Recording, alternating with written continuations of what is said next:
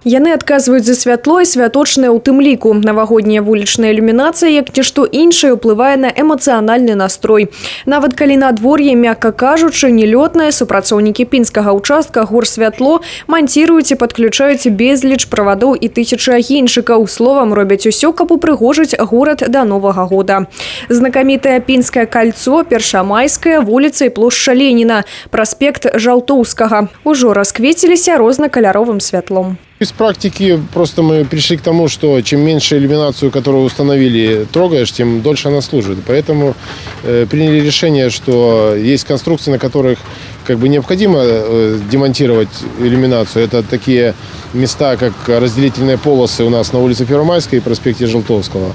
А фасады домов и уличные опоры уличного освещения нет смысла демонтировать. У сёлетняй падрыхтоўцы Пінска да святаў не абышлося без новаўвядзення. Замест традыцыйных натуральных елак было вырашана набыць шматразовыя штучныя. Атрымалася і прыгожа, і экалагічна. Іх устаноўкай і ўпрыгожваннем у гэтыя дні займаюцца ў 3 гарадскіх мікрараёнах – Заходнім, Радужным і Паўночным.